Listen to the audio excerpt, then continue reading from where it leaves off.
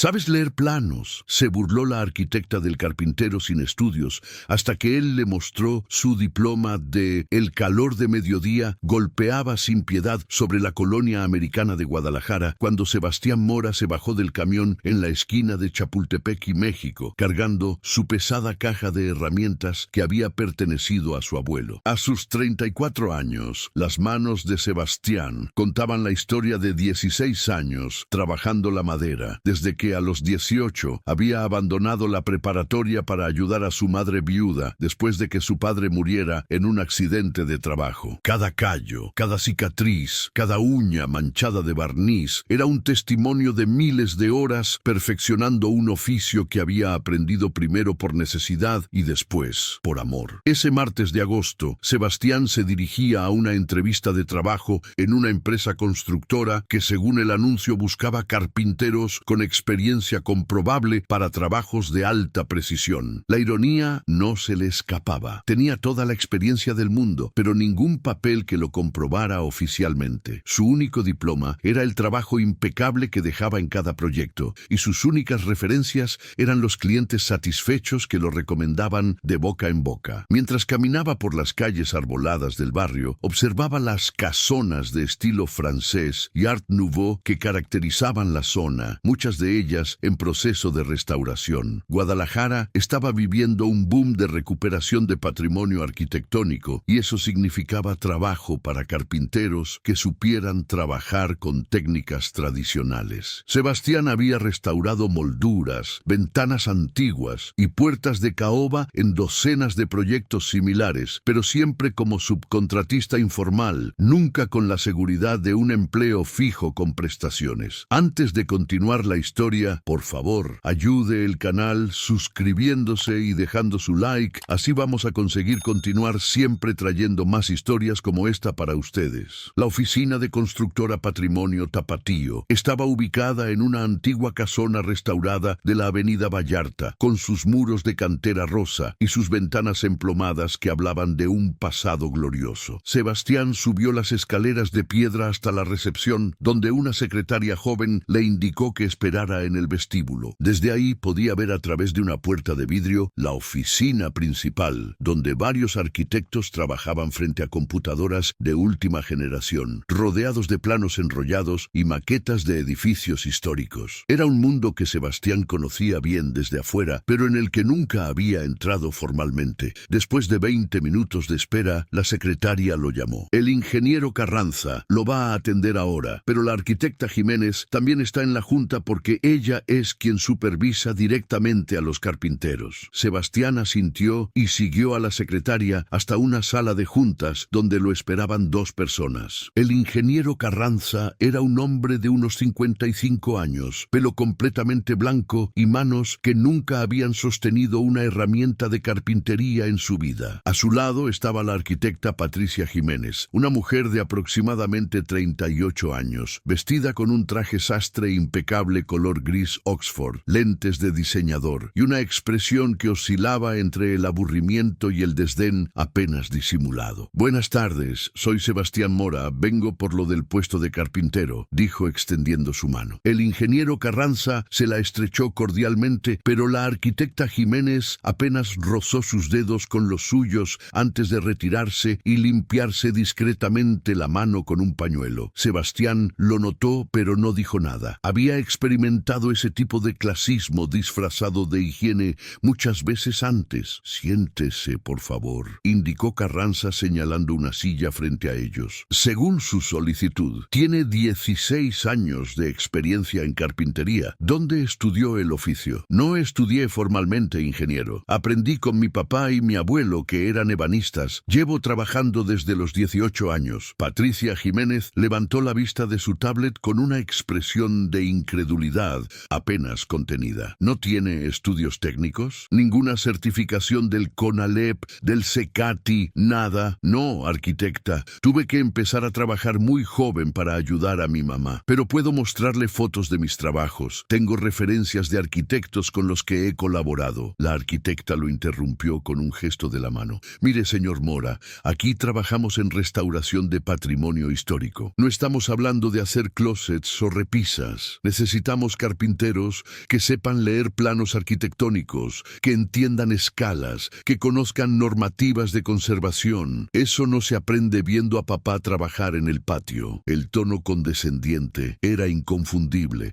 y Sebastián sintió que la sangre le subía a la cara, pero mantuvo la compostura. Con todo respeto, arquitecta, sé leer planos. He trabajado en la restauración de la Casa Colomos, en el Teatro Degollado y en por lo menos 15 casonas del centro histórico. Puedo darle nombres y teléfonos de los arquitectos a cargo. Patricia se reclinó en su silla con una sonrisa escéptica. ¿Sabes leer planos? A ver, explícame qué significa esta simbología. Abrió su laptop y giró la pantalla hacia Sebastián, mostrándole un detalle arquitectónico de una ventana histórica con todas sus cotas, especificaciones y símbolos técnicos. Sebastián estudió el plano durante unos segundos. Era un detalle de guillotina de ventana, estilo victoriano, con su sistema de contrapesos y poleas. Es una ventana de guillotina con bastidor móvil superior e inferior. Las medidas indican que el marco principal es de pino de primera de 2,5 por 4 pulgadas. El espesor del vidrio es de 5 milímetros y los rieles de deslizamiento requieren canales de 3/4 de pulgada de profundidad. Los contrapesos van ocultos en el marco lateral, probablemente de hierro fundido para mantener el equilibrio. La escala del plano es 1 a 10 y según las especificaciones en la nota al pie, se requiere preservar la madera original donde sea posible y hacer injertos invisibles en las áreas dañadas usando la misma especie. Patricia Jiménez cerró la laptop con un movimiento seco, claramente molesta de que Sebastián hubiera interpretado correctamente el plano. Eso cualquiera lo puede leer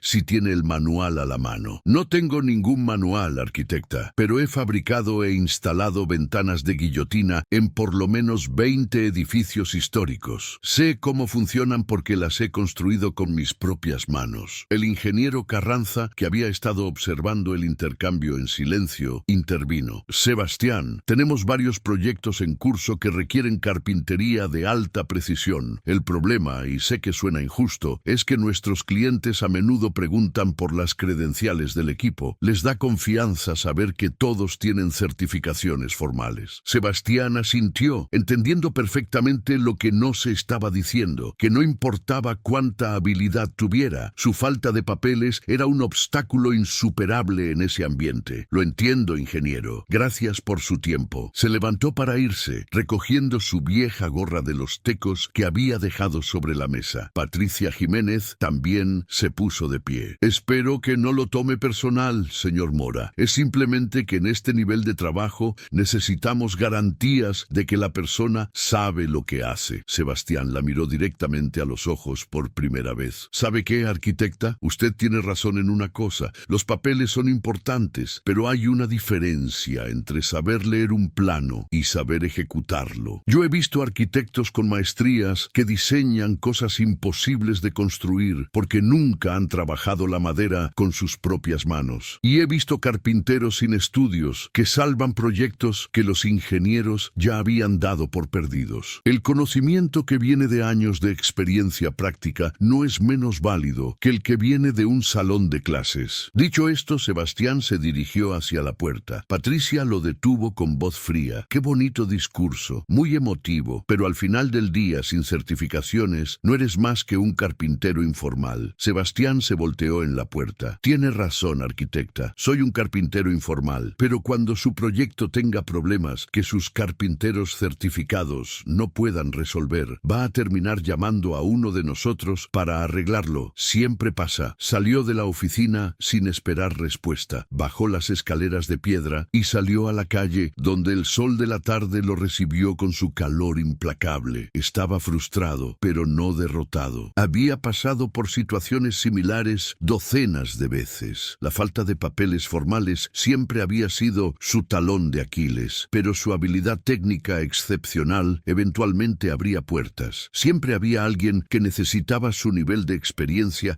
y que estaba dispuesto a pasar por alto la ausencia de diplomas. Sebastián caminó sin rumbo fijo durante unos 20 minutos, tratando de procesar la frustración de la entrevista fallida cuando su teléfono sonó. Era don Felipe Aguirre, un arquitecto veterano de 72 años, con quien había trabajado en varios proyectos proyectos de restauración. Sebastián, muchacho, ¿dónde andas? Necesito que vengas urgente a la casa Robles en la calle Libertad. Tenemos un problema serio con la escalera principal y el carpintero que contraté no sabe cómo resolverlo. Voy para allá, don Felipe, dame 20 minutos. La casa Robles era una mansión porfiriana de principios del siglo XX que estaba siendo restaurada para convertirse en un museo de arte contemporáneo. Sebastián había trabajado ahí durante 3 meses el año anterior, restaurando las puertas principales y varios marcos de ventanas. Cuando llegó, encontró a don Felipe en el vestíbulo principal, observando con preocupación una escalera imperial de caoba que subía hacia el segundo piso, dividida en 2 ramales simétricos. El problema era evidente incluso desde lejos. Los peldaños estaban gravemente dañados por termitas en la sección media, y varios balaustres de la baranda estaban rotos o faltaban completamente. El carpintero que contraté dice que hay que reemplazar toda la escalera, explicó don Felipe con voz cansada. Pero el INAH nos va a matar si hacemos eso. Esta escalera es original de 1908, es patrimonio protegido. Necesitamos salvar toda la madera que se pueda. Sebastián subió los primeros peldaños con cuidado, probando la estructura. Sacó su navaja y comenzó a picar delicadamente la madera en las áreas afectadas. Don Felipe, la infestación no es tan profunda como parece. Las termitas atacaron principalmente la capa superficial, pero el corazón de la madera está sano. Se puede salvar, pero va a requerir trabajo muy preciso. Don Felipe lo miró con esperanza renovada. ¿De verdad crees que se puede? Seguro. Va a llevar tiempo, pero se puede. Hay que inyectar consolidante en las áreas dañadas, hacer injertos imperceptibles donde la pérdida de material es mayor y reconstruir los balaustres faltantes usando la misma especie de caoba. Conozco un aserradero en Tonalá donde tienen caoba hondureña vieja de demoliciones. No es exactamente la misma que esta, pero es lo suficientemente parecida. Mientras Sebastián hablaba, otra persona entró al vestíbulo. Era una mujer de unos 65 años, elegantemente vestida con ropa casual pero claramente de marca y con ese aire de autoridad natural que solo da el dinero heredado por generaciones. Don Felipe, vine a ver cómo va el proyecto, dijo la mujer con voz firme pero amable. Doña Emilia, qué bueno que llega. Le presento a Sebastián Mora. Él es el carpintero que salvó las puertas principales el año pasado. Sebastián, ella es Emilia Robles, la dueña de la casa. Sebastián se limpió la mano derecha en su pantalón antes de extenderla. Mucho gusto, señora. Emilia Robles estrechó su mano sin ninguna vacilación, mirándolo directamente a los ojos con una intensidad evaluadora que Sebastián encontró curiosa. Así que usted es el famoso carpintero del que don Felipe habla maravillas. Me dijo que las puertas principales quedaron mejor que cuando eran nuevas. Hice lo que pude, señora. Las puertas eran de muy buena calidad. Solo necesitaban cariño y paciencia. Don Felipe intervino. Sebastián dice que la escalera se puede salvar sin reemplazarla completa. El otro carpintero insistía en que había que cambiar todo. Emilia Robles subió los primeros escalones para examinar de cerca el daño. ¿Está seguro que es posible? Esta escalera tiene 117 años. Fue construida por artesanos italianos que mi bisabuelo trajo especialmente desde Milán. Cada balaustre fue tallado a mano. Sebastián se acercó a uno de los balaustres que todavía estaba intacto y pasó sus dedos por las intrincadas volutas y hojas de acanto talladas en la madera. Es un trabajo extraordinario, señora. Este nivel de tallado ya casi no se ve, pero precisamente por eso vale la pena salvarlo. Mire, le explico lo que haría. Durante los siguientes 20 minutos, Sebastián le explicó con detalle técnico, pero comprensible, su plan para restaurar la escalera. Habló de consolidantes epóxicos de 2 componentes para estabilizar la madera dañada, de técnicas de injerto invisible usando cola animal reversible, de cómo reproduciría los balaustres faltantes usando primero modelos en yeso para capturar exactamente el diseño original antes de tallar las réplicas en caoba. Emilia Robles lo escuchaba con atención creciente, haciendo preguntas inteligentes que revelaban que entendía bastante más de construcción y restauración de lo que su apariencia elegante podría sugerir. ¿Cuánto tiempo le tomaría? 3 meses trabajando tiempo completo, señora. Es un trabajo que no se puede apurar sin arriesgar la integridad de la pieza. ¿Y el costo? Sebastián hizo un cálculo rápido sólido mental, considerando materiales, tiempo y los honorarios justos por un trabajo de ese nivel de complejidad. 250,000 pesos, señora, incluyendo todos los materiales. Don Felipe intervino. Es un precio muy razonable, doña Emilia. El otro carpintero cotizó 500,000 solo por demoler y reemplazar con una escalera nueva que nunca se vería como la original. Emilia Robles observó a Sebastián con una mirada penetrante. ¿Por qué debería confiar un trabajo tan delicado a alguien que no conozco? Era una pregunta justa y Sebastián la respetó por hacerla directamente. No debería, señora, no sin verificar mi trabajo primero. Si quiere,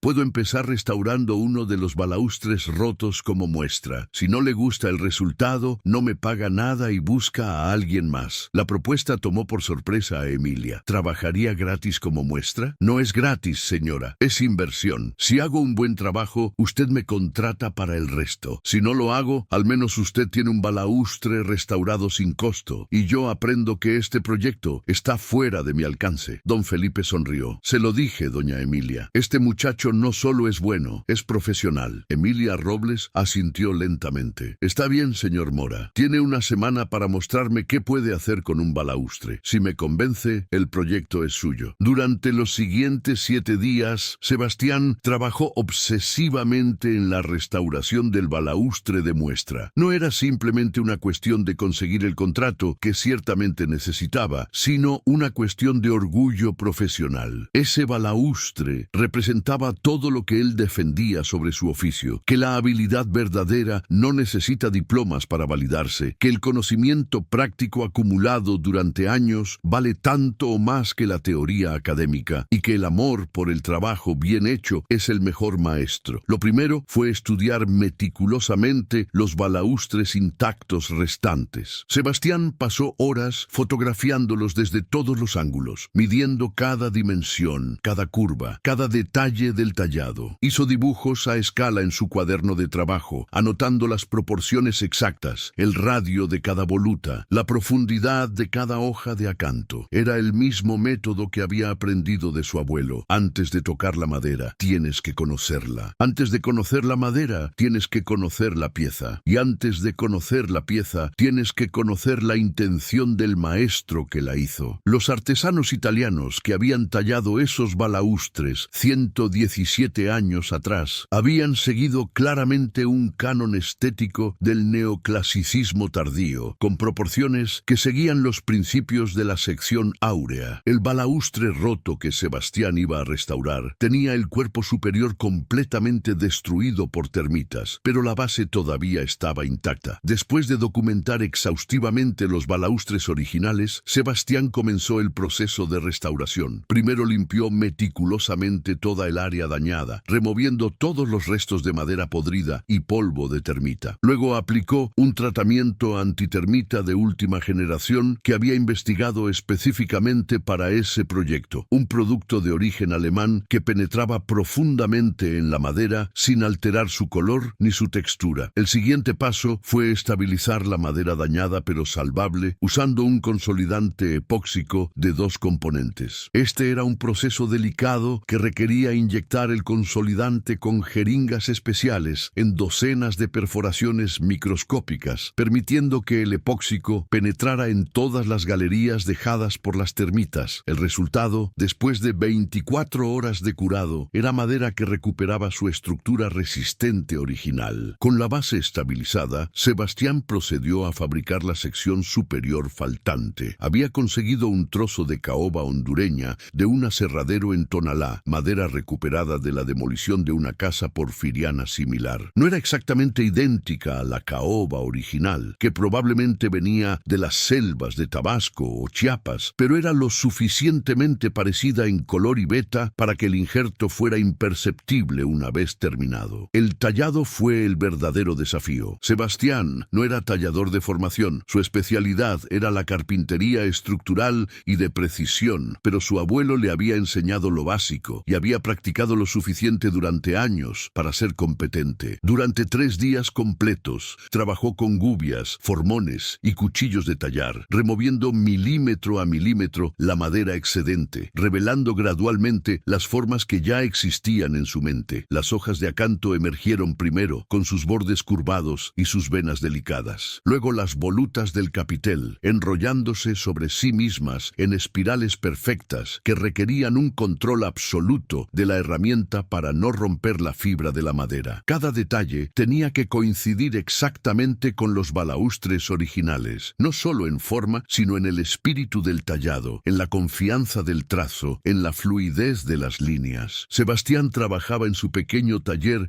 en la colonia Ferrocarril, un espacio de apenas 20 metros cuadrados que rentaba por 3,000 pesos al mes. No tenía las herramientas eléctricas sofisticadas de un taller moderno, pero tenía las herramientas correctas para ese trabajo. Gubias afiladas como navajas, formones de diferentes anchos heredados de su abuelo y la paciencia acumulada de 16 años aprendiendo que la prisa es enemiga de la excelencia. Al sexto día, el tallado estaba completo. Sebastián pasó el séptimo día lijando suavemente la pieza con lijas progresivamente más finas, desde grano 80 hasta grano 400, hasta que la superficie era tan suave que parecía seda al tacto. Luego aplicó una capa de sellador tradicional hecho con goma laca disuelta en alcohol, la misma técnica que probablemente habían usado los artesanos italianos originales. El resultado final era extraordinario. El balaustre restaurado era indistinguible de los originales. La unión entre la base antigua y la sección nueva tallada era completamente invisible. El color de la madera nueva había sido igualado perfectamente con una mezcla de tintes naturales. Y lo más importante, el espíritu de la pieza original había sido respetado completamente. El día acordado, Sebastián llevó el balaustre restaurado de vuelta a la casa Robles. Don Felipe Aguirre ya estaba ahí, junto con Emilia Robles y, para sorpresa de Sebastián, otras 3 personas que Emilia presentó como miembros del comité de restauración del proyecto. «Espero que no le moleste, señor Mora», dijo Emilia con una sonrisa enigmática, «pero invité a algunas personas que querían ver su trabajo. Ella es la doctora Liliana Vega, historiadora del arte especializada en arquitectura porfiriana. Él es el maestro Roberto Santana, uno de los talladores más reconocidos de Guadalajara. Y ella es...». Sebastián sintió que el estómago se le caía a los pies cuando vio a la última persona. Era Patricia Jiménez, la arquitecta condescendiente que lo había humillado en la entrevista de trabajo una semana atrás. «Creo que usted ya conoce a la arquitecta Jiménez», continuó Emilia. «Ella también está supervisando algunos aspectos del proyecto de restauración». Patricia Jiménez se veía igualmente sorprendida e incómoda al ver a Sebastián, pero mantuvo su compostura profesional. «Señor Mora», saludó fríamente con un asentimiento de cabeza. Sebastián colocó el balaustre restaurado junto a uno de los originales intactos en el vestíbulo, donde la luz natural de la tarde iluminaba ambas piezas perfectamente. El silencio que siguió fue absoluto. La doctora Vega se acercó primero, ajustándose los lentes para examinar de cerca ambos balaustres. Pasó varios minutos comparándolos meticulosamente, usando incluso una lupa que sacó de su bolso. «Extraordinario», murmuró finalmente. «Si no me hubieran dicho cuál era la restauración, habría tenido que hacer pruebas de laboratorio para identificarla. No solo coincide en forma y dimensiones, sino que el tallador capturó perfectamente el estilo de los artesanos originales». El maestro Santana, el tallador reconocido, tomó su turno. Como artesano veterano, su evaluación era más técnica y sin piedad. Sacó una pequeña regla y un calibrador de su maletín y comenzó a medir y comparar cada detalle. «La profundidad del tallado es exacta», comentó en voz alta mientras trabajaba. «El radio de las volutas es idéntico. Las hojas de acanto tienen el mismo nivel de detalle. La transición entre la base original y la sección nueva es...». Se detuvo, entrecerró los ojos, pasó sus dedos por la unión. «Es invisible, literalmente invisible». Se volvió hacia Sebastián con una expresión de respeto genuino. «¿Dónde estudió tallado, joven?» «No estudié formalmente, maestro. Mi abuelo me enseñó lo básico cuando era niño y he ido aprendiendo sobre la marcha en diferentes proyectos». El maestro Santana asintió lentamente. «Su abuelo fue un gran maestro entonces. Este trabajo es de nivel que solo se ve en talladores con décadas de experiencia especializada». Don Felipe Aguirre sonreía ampliamente, claramente orgulloso de su recomendación. Pero la persona cuya opinión realmente importaba todavía no había hablado. Patricia Jiménez Jiménez se había mantenido atrás, observando en silencio mientras los expertos evaluaban el trabajo. Finalmente se acercó al balaustre restaurado, sacó su tablet y comenzó a tomar fotografías desde múltiples ángulos. Luego abrió una aplicación de modelado 3D y comenzó a comparar las fotos con los planos arquitectónicos originales de la casa que aparentemente tenía almacenados digitalmente. El proceso tomó varios minutos, durante los cuales nadie habló. Sebastián observaba tensamente, sabiendo que Patricia probablemente estaría buscando cualquier error, cualquier desviación de las especificaciones originales que pudiera usar para desacreditarlo. Finalmente, Patricia cerró su tablet y miró directamente a Sebastián. Las medidas coinciden exactamente con los planos originales de 1908, dijo con voz neutra. La proporción geométrica es correcta, la sección del perfil es idéntica, la ejecución técnica se detuvo y por primera vez desde que Sebastián la conocía, vio algo parecido a la humildad en su expresión. Es impecable. Hubo un momento de silencio incómodo antes de que Patricia continuara. Señor Mora, le debo una disculpa. La semana pasada en mi oficina lo juzgué basándome en credenciales formales sin darle oportunidad de demostrar su capacidad real. Eso fue un error profesional de mi parte y francamente fue prejuicio de clase disfrazado de estándares profesionales. Este trabajo demuestra un nivel de habilidad y conocimiento que supera al de muchos carpinteros certificados con los que he trabajado. Sebastián no esperaba esa admisión. Aprecio su honestidad, arquitecta. Emilia Robles, que había estado observando toda la escena con evidente satisfacción, finalmente habló. Señor Mora, oficialmente le estoy contratando para restaurar la escalera completa. Pero antes de discutir los términos, hay algo que quiero mostrarle. Todos, síganme por favor. Emilia los guió fuera de la casa Robles y caminaron 2 cuadras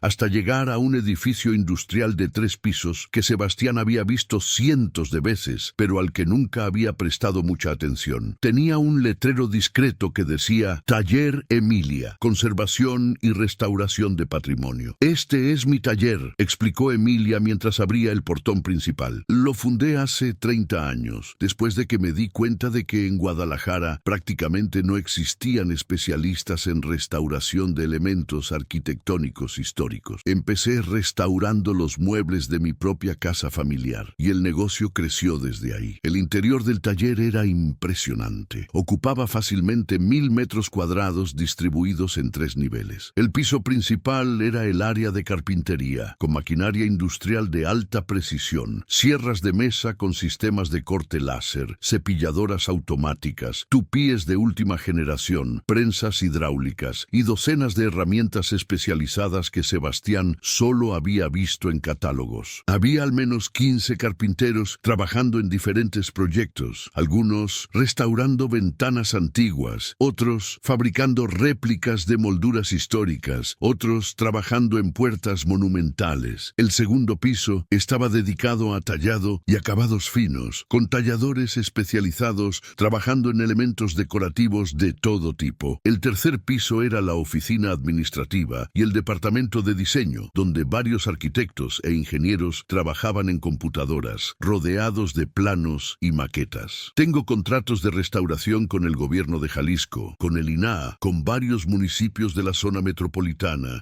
y con clientes privados como yo que están restaurando propiedades históricas, explicó Emilia mientras caminaban por el taller. El problema es que encontrar carpinteros realmente buenos es cada vez más difícil. La mayoría de los jóvenes quieren trabajar en oficinas con aire acondicionado, no en talleres con aserrín, y los carpinteros veteranos se están jubilando sin que haya suficientes aprendices para reemplazarlos. Se detuvieron en el área de carpintería fina, donde un carpintero de unos 40 años estaba batallando con una dovela de arco que claramente no estaba saliendo bien. Este es Ramón, mi actual jefe de carpintería, presentó Emilia. Ramón, él es Sebastián Mora, el carpintero que va a restaurar la escalera de la casa Robles. Ramón secó el sudor de su frente y extendió su mano. Mucho gusto. Escuché que hizo un trabajo increíble con el balaustre. Los 2 carpinteros conversaron unos minutos sobre técnicas de trabajo y era evidente para Sebastián que Ramón era competente pero no excepcional, el tipo de carpintero sólido que puede ejecutar bien trabajos dibujos, con instrucciones claras, pero que no tiene la chispa de creatividad y maestría que caracteriza a los grandes artesanos. Después del recorrido, Emilia llevó a Sebastián a su oficina privada en el tercer piso. Era un espacio funcional pero elegante, con fotografías de docenas de proyectos de restauración cubriendo las paredes y una vista panorámica del taller a través de ventanas que ocupaban toda una pared. Sebastián, voy a ser directa con usted, comenzó Emilia una vez que se sentaron. Necesito un maestro carpintero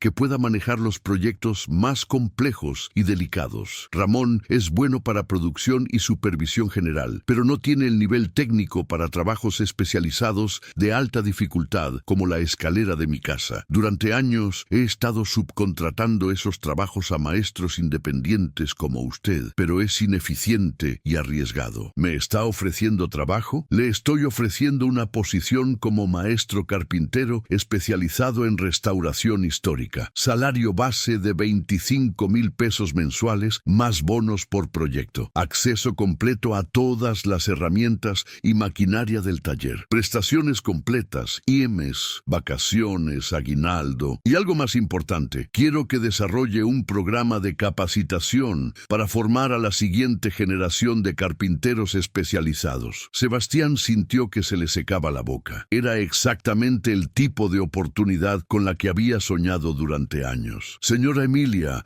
yo le agradezco enormemente la oferta, pero tengo que ser honesto con usted. No tengo certificaciones formales. No tengo título de ninguna escuela técnica. Algunos de sus clientes institucionales, como el gobierno o el INAH, podrían tener problema con eso. Emilia sonrió. Ya pensé en eso. Parte de su contrato incluirá inscribirlo en un programa de certificación de competencias laborales del Conocer. Es un sistema que certifica habilidades basándose en evaluación práctica, no en años de escuela. Con su nivel de experiencia, va a pasar las evaluaciones sin problema y en 6 meses va a tener un certificado oficial reconocido por la SEP que valida todo lo que ya sabe hacer. Por primera vez en su vida profesional, Sebastián sintió que alguien estaba tratando de resolver el problema de sus credenciales en lugar de simplemente usarlo como excusa para rechazarlo. No sé qué decir. Diga que sí, respondió Emilia simplemente. Mire, Sebastián, llevo 30 años en este negocio. He visto cientos de carpinteros. La mayoría son competentes, algunos son buenos, muy pocos son realmente excepcionales. Usted es excepcional, no solo por su habilidad técnica, que es obvia, sino por su actitud hacia el trabajo. Ese balaustre no lo hizo para impresionarme o para conseguir un contrato. Lo hizo así de bien porque es la única manera que usted sabe trabajar. Mi abuelo me enseñó que cada pieza que uno hace lleva tu nombre para siempre, aunque nadie más lo sepa. Por eso tiene que ser perfecto. Exactamente. Ese es el tipo de ética de trabajo que necesito en mi equipo. Y francamente, es el tipo de ética que necesita transmitirse a la siguiente generación antes de que se pierda completamente. Sebastián pensó en su situación actual. Trabajos esporádicos como independiente, sin ninguna seguridad, sin prestaciones, siempre preocupándose de dónde vendría el siguiente proyecto. Pensó en su madre, que a sus 63 años todavía trabajaba limpiando casas, porque él nunca había podido ganar lo suficiente para que ella se retirara. Pensó en todas las veces que había sido rechazado por no tener papeles formales, todas las humillaciones pequeñas y grandes que había soportado. Acepto, dijo finalmente, pero con una condición. Emilia levantó una ceja. ¿Cuál? Que el programa de capacitación que usted quiere que desarrolle sea accesible para carpinteros que están en la situación en la que yo estaba. Carpinteros sin estudios formales,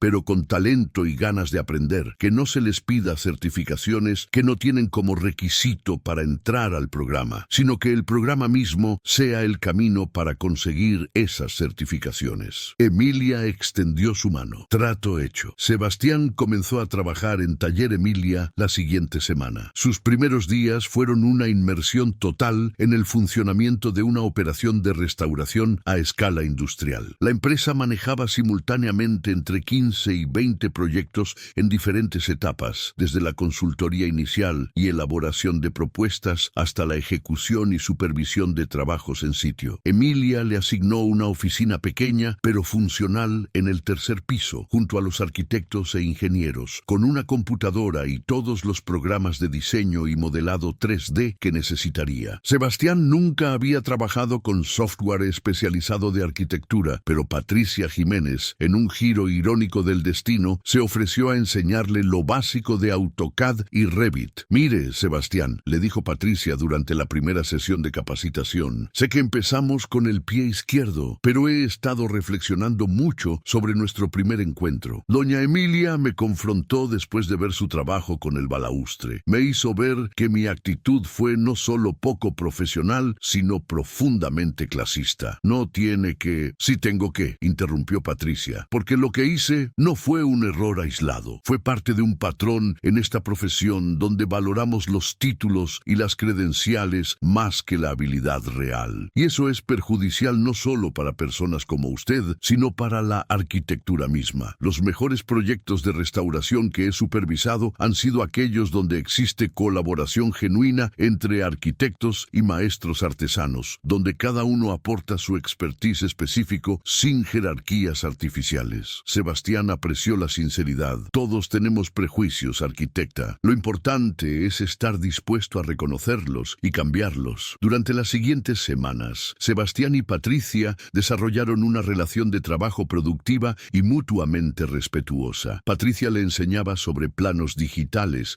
normativas de conservación del patrimonio y teoría arquitectónica. Sebastián le enseñaba sobre las realidades prácticas de trabajar con madera, las limitaciones y posibilidades de diferentes técnicas de construcción y cómo diseñar pensando en la ejecución real y no solo en el ideal teórico. ¿Sabe cuál es el mayor problema que tenemos los arquitectos?, le dijo Patricia un día, mientras revisaban juntos los planos para un proyecto de restauración de un templo del siglo XVIII, que muchos de nosotros nunca hemos construido nada con nuestras propias manos. Diseñamos cosas en la computadora que se ven hermosas en pantalla, pero que son imposibles o extremadamente difíciles de ejecutar en la realidad. Por eso es fundamental trabajar con maestros como usted desde la fase de diseño. El proyecto de la escalera de la Casa Robles comenzó oficialmente un mes después de que Sebastián se incorporara a Taller Emilia. Emilia decidió hacer de ese proyecto un caso de estudio, documentando exhaustivamente cada paso del proceso, tanto para fines educativos como para crear un portafolio que pudiera usarse para conseguir más contratos similares. Sebastián formó un equipo de 4 carpinteros del taller, Ramón como supervisor general y 3 carpinteros especializados en diferentes aspectos del trabajo. También trajo como consultor externo al maestro Roberto Santana, el tallador reconocido que había evaluado su trabajo del balaustre, para que supervisara y asesorara en la reproducción de los balaustres faltantes. El proyecto tomó exactamente 3 meses, trabajando 6 días a la semana. Cada paso fue fotografiado y documentado. La primera fase fue estabilización estructural, asegurar que las partes de la escalera que todavía estaban sanas permanecieran así, mientras se removía cuidadosamente toda la madera irremediablemente dañada. La segunda fase fue tratamiento preventivo, aplicación de productos antitermita de última generación, consolidación de madera parcialmente dañada con epóxicos especializados y refuerzo estructural invisible de áreas debilitadas. La tercera fase fue reproducción de elementos faltantes, los 15 balaustres que faltaban completamente o estaban tan dañados que no podían salvarse. Para esto, Sebastián desarrolló un sistema ingenioso. Primero hizo moldes de silicona de alta precisión de varios balaustres originales en perfecto estado. Luego usó esos moldes para crear réplicas exactas en yeso que sirvieron como guías tridimensionales para el tallado. Con esas guías, él y el maestro Santana tallaron los nuevos balaustres en caoba hondureña vieja, trabajando en paralelo para mantener consistencia absoluta en el estilo y técnica. La cuarta fase fue ajuste e instalación. Cada pieza nueva tenía que integrarse perfectamente con las estructuras antiguas existentes, requiriendo ajustes microscópicos constantes hasta lograr ensambles invisibles. La quinta y última fase fue acabado, lijado progresivo hasta grano 600, aplicación de selladores tradicionales, igualación cromática con tintes naturales para que las piezas nuevas fueran indistinguibles de las antiguas, y finalmente aplicación de cera virgen de abeja como capa protectora hora final. Cuando el trabajo estuvo terminado, Emilia organizó una inauguración formal, invitando no solo al personal de Taller Emilia, sino también a representantes del INA, del Colegio de Arquitectos de Jalisco, de la Cámara de la Industria de la Construcción y de varios medios locales especializados en patrimonio cultural. El evento tuvo cobertura en periódicos locales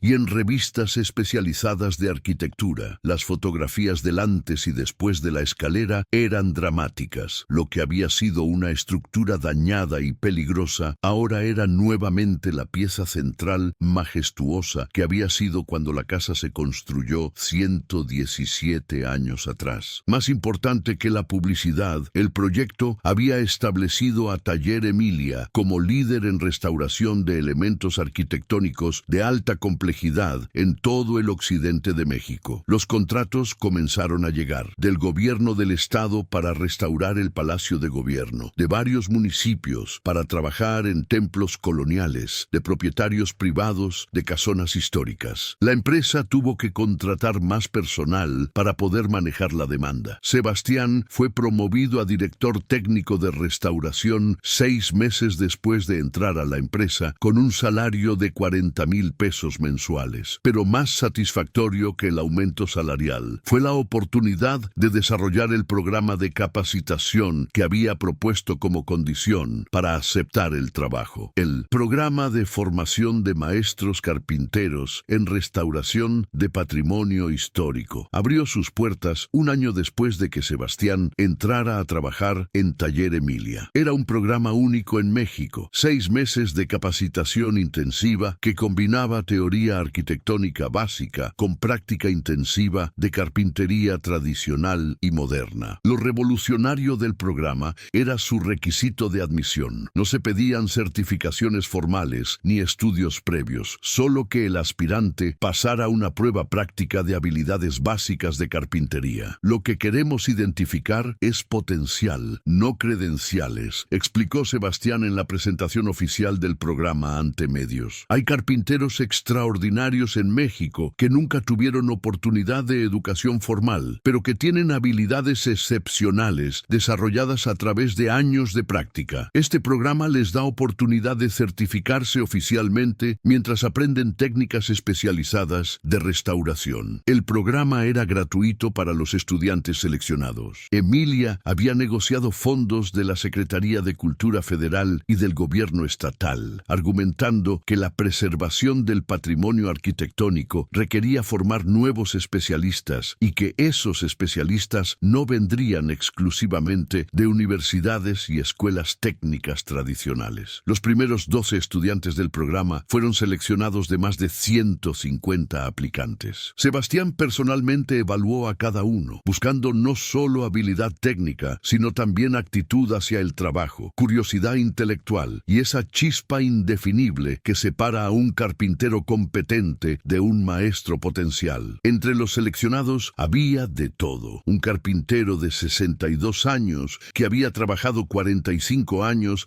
haciendo muebles rústicos y quería aprender restauración antes de retirarse. Una mujer de 35 que había aprendido carpintería ayudando a su padre y que ahora quería especializarse profesionalmente. Un joven de 23, recién egresado de secundaria, que no había podido seguir estudiando por falta de recursos, pero que mostraba talento natural, excepcional para el trabajo en madera. El programa era riguroso, hasta el punto de ser brutalmente exigente. Los días comenzaban a las 7 de la mañana con 2 horas de teoría, historia de la arquitectura mexicana, técnicas tradicionales de construcción, normativas de conservación del patrimonio, identificación de especies de madera, lectura de planos arquitectónicos. De 9 a 1 era práctica intensiva en el taller. Los estudiantes trabajaban en proyectos reales, bajo supervisión directa de Sebastián y otros maestros carpinteros de Taller Emilia. Después de 1 hora de comida, de 2 a 6 de la tarde, era más práctica, pero ahora en proyectos en sitios reales, donde los estudiantes participaban en restauraciones activas, aprendiendo no solo técnicas, sino también cómo trabajar en estructuras históricas frágiles con todas las precauciones necesarias. Sebastián enseñaba personalmente los módulos más avanzados, técnicas de consolidación de madera dañada bóveda, métodos de reproducción de elementos arquitectónicos históricos, sistemas tradicionales de ensamble, sin clavos ni tornillos, aplicación de acabados tradicionales. Pero invitaba regularmente a maestros externos. El maestro Roberto Santana enseñaba tallado ornamental. Patricia Jiménez daba clases sobre cómo leer e interpretar planos arquitectónicos complejos. Un ingeniero estructural enseñaba sobre cálculo de cargas y resistencia de materiales. Un químico especializado en conservación enseñaba sobre tratamientos preventivos y consolidantes modernos. Lo que estamos creando aquí no son carpinteros normales, le dijo Emilia a Sebastián después de visitar una sesión del programa. Estamos creando una nueva generación de artesanos técnicos que entienden tanto la tradición como la innovación, que pueden leer planos arquitectónicos, pero también pueden tallar a mano, que respetan el pasado, pero están equipados con el conocimiento del presente. 3 de los primeros 12 estudiantes no completaron el programa, desertando por diferentes razones. Uno encontró trabajo mejor pagado en otra industria, otro no pudo mantener el ritmo exigente de estudio y práctica. El tercero simplemente descubrió que la restauración especializada no era lo suyo. Pero los 9 restantes completaron los 6 meses con calificaciones sobresalientes. Más importante, todos pasaron las evaluaciones oficiales del Conocer y recibieron certificaciones reconocidas por la SEP en competencias de carpintería y restauración de elementos arquitectónicos históricos. De esos 9 graduados, 7 fueron contratados inmediatamente por Taller Emilia, que ahora tenía trabajo más que suficiente para mantener ocupado a un equipo ampliado. Los otros 2 consiguieron posiciones en otras empresas de restauración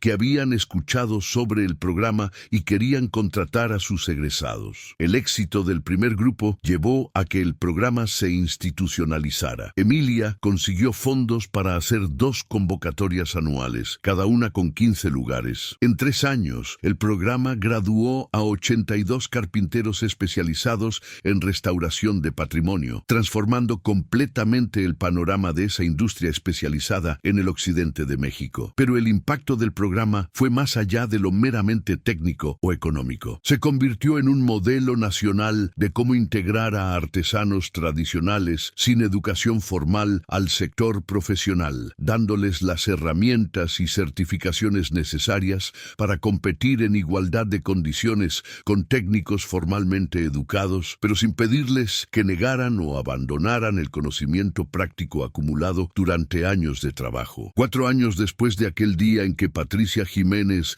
lo había humillado en una entrevista de trabajo, Sebastián Mora se encontraba en un podio en el Paraninfo de la Universidad de Guadalajara, vestido con un traje formal que todavía le resultaba ligeramente incómodo, recibiendo el Premio Jalisco de Conservación del Patrimonio Cultural. El gobernador del estado personalmente le entregó el reconocimiento por su contribución excepcional a la preservación del patrimonio arquitectónico de Jalisco y por su labor en la formación de nuevas generaciones de artesanos especializados. En el público estaban Emilia Robles, que a sus 69 años había anunciado su retiro parcial de Taller Emilia, dejando la operación diaria en manos de Sebastián como director general. Patricia Jiménez, que se había convertido en amiga cercana y colaboradora constante. El maestro Roberto Santana, don Felipe Aguirre, los 82 graduados del programa de formación de maestros, carpinteros, y en primera fila, con lágrimas rodando por sus mejillas, su madre Socorro, que finalmente había podido retirarse de limpiar casas ajenas y ahora vivía cómodamente gracias al apoyo económico de su hijo. Cuando Sebastián tomó el micrófono para dar su discurso de aceptación, no había escrito nada preparado. Habló desde el corazón. Hace 4 años yo era un carpintero sin trabajo fijo, sin estudios formales, sin más recomendación que mi habilidad para trabajar la madera. Fui rechazado de empleos, humillado por mi falta de papeles, tratado como si mi experiencia de 16 años no valiera nada, porque no tenía un diploma que lo validara. Hoy estoy aquí, no porque haya cambiado quién soy, sino porque tuve la fortuna de encontrar a personas que supieron ver más allá de las credenciales formales. Quiero dedicar este reconocimiento a todos los artesanos de México, que tienen habilidades extraordinarias, pero que son ignorados o rechazados por el sistema formal de educación y empleo. A los carpinteros, albañiles, herreros, canteros, talladores, que aprendieron su oficio en talleres familiares y en la práctica diaria, no en salones de clase. Ustedes son los guardianes de conocimientos técnicos y artísticos que tienen siglos de antigüedad, que se transmiten de generación en generación y que son tan valiosos como cualquier título universitario. Pero también quiero hablar a los profesionistas formalmente educados, arquitectos, ingenieros, diseñadores. No cometan el error de menospreciar el conocimiento que viene de la experiencia práctica. Los mejores proyectos nacen de la colaboración genuina entre teoría y práctica, entre educación formal y sabiduría artesanal. Aprendan a valorar y respetar a los maestros artesanos, no como simple mano de obra, sino como colegas y colaboradores que aportan expertise que ninguna universidad puede enseñar. Y finalmente, quiero decirles a los jóvenes que me están escuchando, no dejen que nadie les diga que no pueden lograr sus sueños porque no tienen los papeles correctos o porque vienen del nivel socioeconómico equivocado. El talento y la dedicación siempre encuentran su camino. Busquen oportunidades, demuestren su valor con trabajo excepcional y cuando lleguen a posiciones de influencia,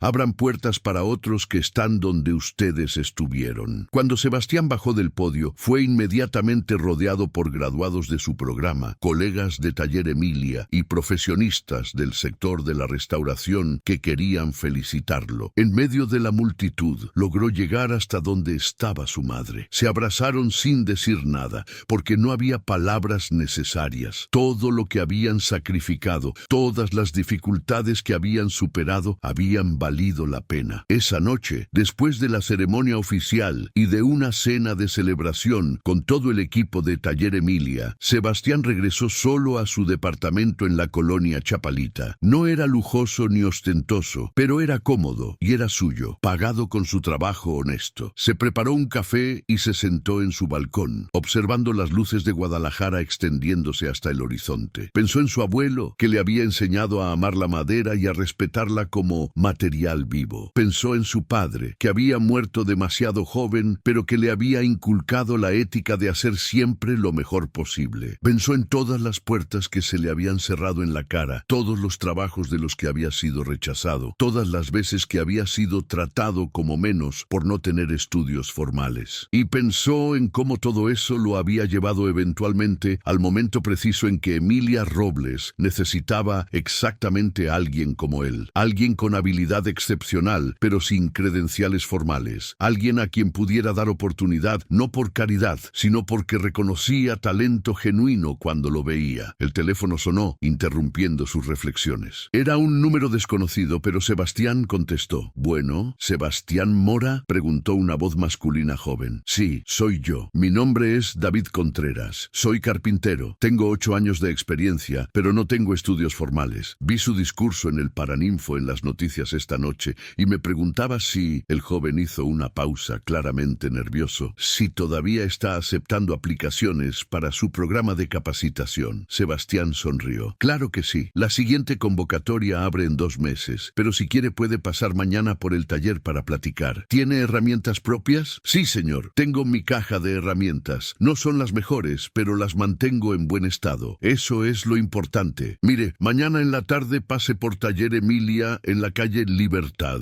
Pregunte por mí. Le voy a hacer una prueba práctica, nada complicado, solo para ver su nivel actual. Si tiene el talento y las ganas, vamos a encontrar la manera de ayudarlo. ¿De verdad, señor, me daría esa oportunidad?». En la voz del joven Sebastián reconoció la misma mezcla de esperanza y desesperación que él había sentido 4 años atrás. «Claro que sí. Todos merecemos oportunidad de demostrar lo que podemos hacer». Cuando colgó el teléfono, Sebastián se dio cuenta de que el ciclo estaba completo. Él había recibido oportunidad cuando más lo necesitaba. Había aprovechado esa oportunidad para transformar su vida y ahora estaba en posición de extender esa misma oportunidad a otros. No era solo su historia personal la que había cambiado, sino que se había convertido en parte de una cadena de transformaciones que se extendía hacia adelante y hacia atrás en el tiempo. Al día siguiente, David Contreras se presentó en Taller Emilia con su caja de herramientas gastada pero bien mantenida, sus manos curtidas de carpintero y una mirada que mezclaba nerviosismo y determinación. Sebastián le dio la misma prueba que Emilia le había dado a él 4 años atrás: restaurar un elemento arquitectónico dañado. David tardó el doble del tiempo que había tardado Sebastián, y el resultado no era perfecto, pero mostraba entendimiento fundamental de los principios de carpintería y, más importante, mostraba cuidado genuino por hacer bien el trabajo. «Tienes potencial», le dijo Sebastián después de examinar el trabajo. «Necesitas refinamiento técnico, necesitas aprender sobre diferentes especies de madera, necesitas práctica con herramientas especializadas, pero la base está ahí. ¿Estás dispuesto a trabajar duro durante 6 meses?» David asintió vigorosamente. «Haría cualquier cosa por tener esta oportunidad, señor». «No me llames señor, llámame Sebastián o maestro si prefieres. Y no necesitas hacer cualquier cosa, solo necesitas comprometerte a aprender y a trabajar con excelencia. El resto viene solo». Sebastián lo inscribió en la siguiente generación del programa de formación de maestros carpinteros. Durante los siguientes 6 meses lo vio transformarse de carpintero competente a artesano especializado en restauración. David resultó tener talento natural particular para el trabajo de precisión microscópica, el tipo de habilidad necesaria para restaurar incrustaciones y elementos decorativos minúsculos. Al graduarse con certificación oficial del CONOCER, fue contratado inmediatamente por Taller Emilia, donde comenzó a trabajar en proyectos cada vez más complejos. 2 años después, cuando Sebastián tuvo que viajar a la Ciudad de México para supervisar la restauración del Palacio de Minería, dejó a David a cargo de un proyecto importante: la restauración del órgano histórico del Templo de Santa María de Gracia. Era un trabajo de altísima complejidad técnica que requería carpintería de precisión extrema para reparar los mecanismos de madera del instrumento sin alterar su sonido original. David completó el proyecto brillantemente. El órgano, que no había funcionado en 30 años, volvió a producir música con la misma calidad tonal que cuando fue construido en 1789. El arzobispado quedó tan impresionado que recomendó a Taller Emilia para proyectos similares en catedrales de todo Jalisco. Cuando Sebastián regresó de Ciudad de México y vio el trabajo terminado, abrazó a David con orgullo genuino. «Te lo ganaste todo tú solo, David. Este trabajo es digno de cualquier maestro». David tenía lágrimas en los ojos. «Todo lo que sé lo aprendí de usted, maestro. Usted cambió mi vida». Sebastián negó con la cabeza. «Yo solo te di oportunidad y herramientas.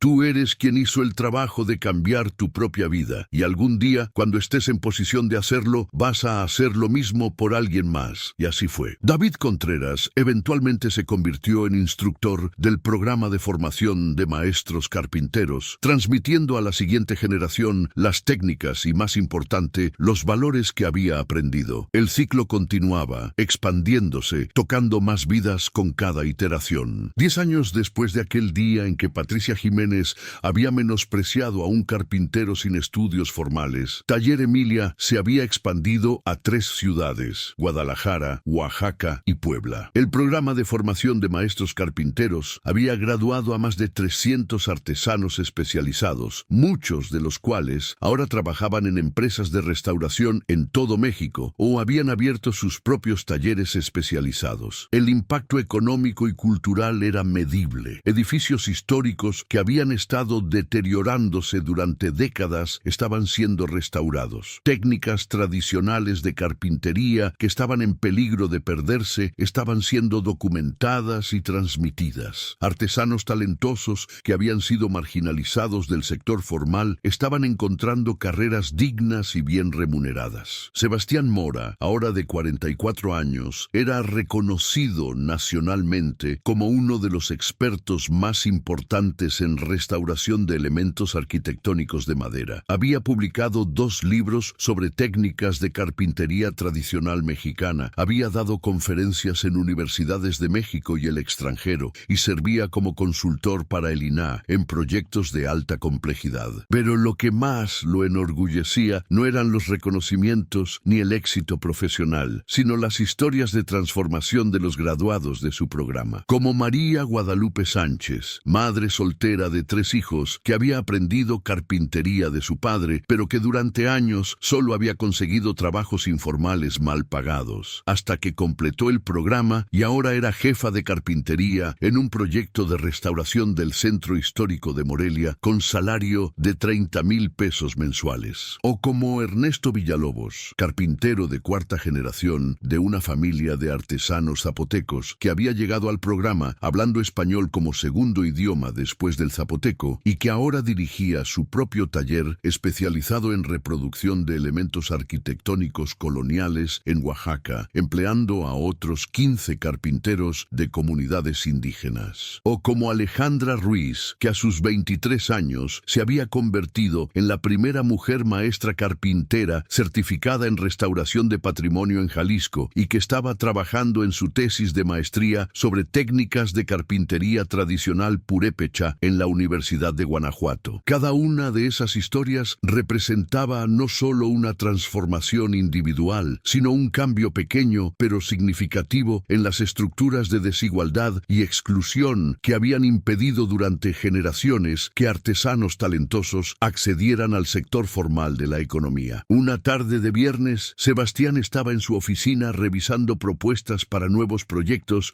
cuando su asistente le informó que tenía una visita. Dice que no tiene cita, pero que es importante. Se llama Patricia Jiménez. Sebastián sonrió. Patricia y él se habían convertido en amigos cercanos y colaboradores constantes durante todos esos años, pero ella nunca venía sin avisar. Algo importante debía estar pasando. Patricia entró a la oficina con una expresión seria. Sebastián, necesito pedirte un favor enorme. Claro, Patricia, lo que necesites. El Colegio de Arquitectos de Jalisco está organizando una cumbre nacional sobre restauración de patrimonio arquitectónico. Van a venir expertos de todo el país, representantes de la UNESCO, del ICOMOS, del INA Federal, y queremos que des la conferencia magistral inaugural. Sebastián se quedó callado unos segundos. Patricia, hay arquitectos e ingenieros con doctorados que serían más apropiados para... No, lo interrumpió Patricia con firmeza. No hay nadie más apropiado que tú, porque esto no es solo una cumbre técnica sobre restauración. Es una cumbre sobre cómo transformar las prácticas de conservación del patrimonio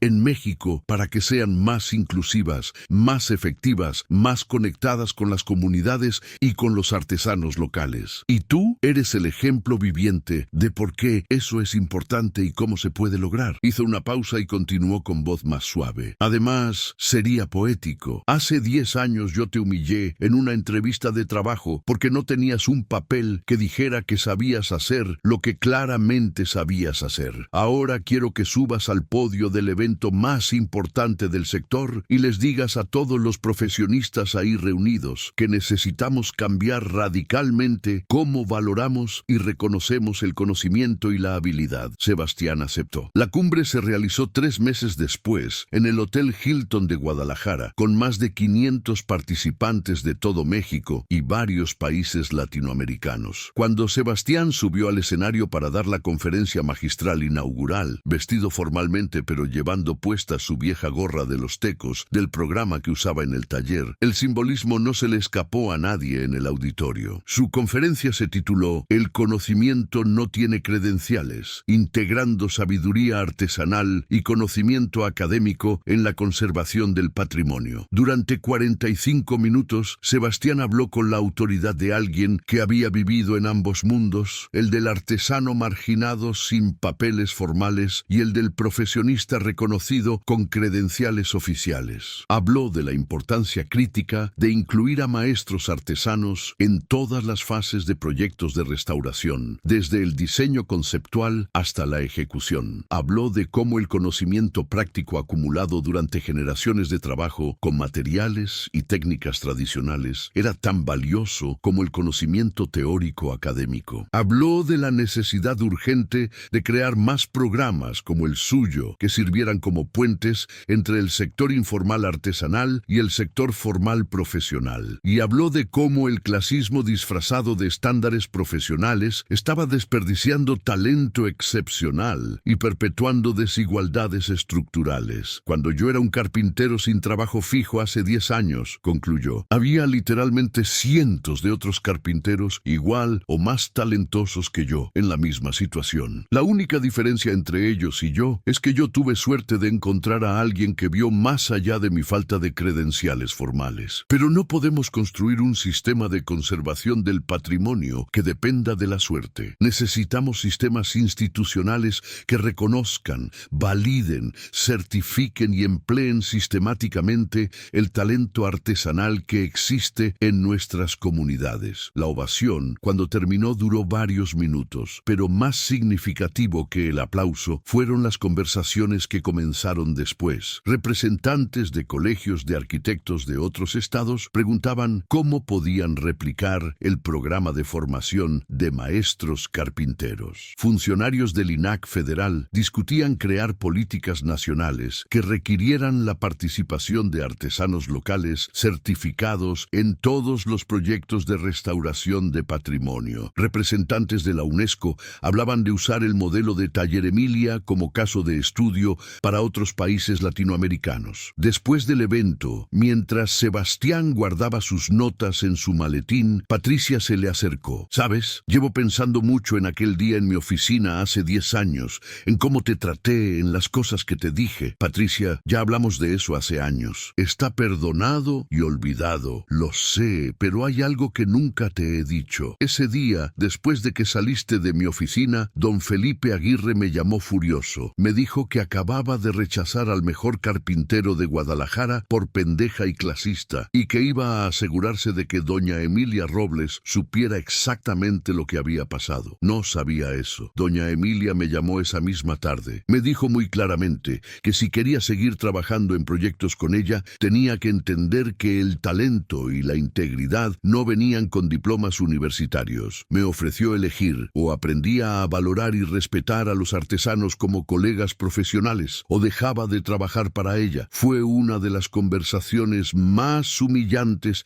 y más importantes de mi vida. Patricia hizo una pausa con los ojos húmedos. Gracias a que tú soportaste mi desprecio ese día con dignidad, yo aprendí una lección que me convirtió en mejor arquitecta y mejor persona. Y ahora miro todo lo que has logrado, todas las vidas que has cambiado, todo el sistema que has ayudado a transformar, y pienso, todo eso casi no pasa porque una arquitecta idiota pensó que los papeles eran más importantes que el talento. Sebastián la abrazó. Pero sí pasó, Patricia, y tú fuiste parte importante de que pasara. Tu disposición a reconocer tu error, a cambiar tu perspectiva, a convertirte en aliada y colaboradora, eso fue fundamental. No todos tienen esa humildad. Esa noche, Sebastián regresó a su casa donde lo esperaba su esposa Elena, una historiadora del arte especializada en arquitectura colonial que había conocido en un proyecto de restauración 3 años atrás, y sus 2 hijos pequeños, Esteban, de 5 años, y Socorro, de 3, nombrados en honor de su abuelo y su madre. Mientras cenaban, los niños le preguntaron sobre su día. Sebastián les contó sobre la conferencia, sobre el auditorio lleno de arquitectos e ingenieros, sobre las conversaciones que había tenido después, sobre cómo cambiar las prácticas de conservación del patrimonio en México. «Papi, ¿tú eres famoso?», preguntó Esteban con curiosidad de niño. Sebastián sonrió. «No, mijo, no soy famoso. Solo tuve mucha suerte y trabajé muy duro. Pero la gente dice que eres el mejor carpintero de México. Hay muchos carpinteros mejores que yo en México, mijo. La diferencia es que yo tuve oportunidades que ellos no han tenido. Por eso es tan importante ayudar a otros a tener las mismas oportunidades». Esa noche, después de acostar a los niños, Sebastián y Elena se sentaron en el patio trasero de su casa bajo el cielo estrellado de Guadalajara. «¿En qué piensas?», preguntó Elena. «En lo extraño que es el destino. Si aquella puerta en la casa Robles no se hubiera atascado justo cuando yo pasaba por ahí, si doña Emilia no hubiera necesitado ayuda exactamente en ese momento, si Patricia no me hubiera humillado en esa entrevista de manera que don Felipe se enterara, si cualquiera de esas pequeñas coincidencias no hubiera ocurrido, mi vida sería completamente diferente». «Creo que te subestimas», respondió Elena. «Esas coincidencias solo abrieron puertas. Fuiste tú quien caminó a través de ellas y aprovechó las oportunidades. Fuiste tú quien hizo trabajo excepcional que no pudo ser ignorado. Fuiste tú quien decidió usar tu éxito para ayudar a otros en lugar de solo disfrutar los beneficios personales». Sebastián asintió, sabiendo que tenía razón, pero también sabiendo que la suerte había jugado un papel crucial. Supongo que la lección es que hay que estar preparado para cuando la oportunidad llegue, y que cuando uno tiene éxito, tiene responsabilidad de crear oportunidades para otros. 15 años después de aquel encuentro fortuito con Emilia Robles en la Casa Robles, Sebastián Mora había transformado no solo su propia vida, sino todo un sector de la economía especializada. El programa de formación de maestros carpinteros había sido adoptado como modelo nacional por el CONALEP y estaba siendo implementado en 12 estados del país. Más de 1000 artesanos habían sido certificados y profesionalizados a través del programa original y sus réplicas. Taller Emilia era ahora una empresa con 250 empleados, 5 sedes en diferentes ciudades y contratos en curso con gobiernos estatales, el INAH, la UNESCO y clientes privados de alto nivel. Y lo más importante, había ayudado a cambiar la conversación nacional sobre cómo valoramos y reconocemos diferentes tipos de conocimiento y habilidad, sobre la importancia de crear puentes entre educación formal e informal, sobre la necesidad de sistemas más inclusivos que no desperdicien talento por falta de credenciales formales. Pero para Sebastián, el verdadero éxito se medía en momentos pequeños y personales, como el día en que Emilia Robles, ya de 79 años y oficialmente retirada, visitó el taller y le dijo: Sebastián, hace 15 años vi en ti lo que ahora todo el mundo ve. Me siento orgullosa no solo por haberme dado cuenta, sino por haber tenido el valor de darte oportunidad a pesar de lo que el sistema decía sobre credenciales. Pero tú tomaste esa oportunidad y construiste algo mucho más grande de lo que yo jamás imaginé. O como el día en que su madre Socorro, ya de 78 años, asistió a la graduación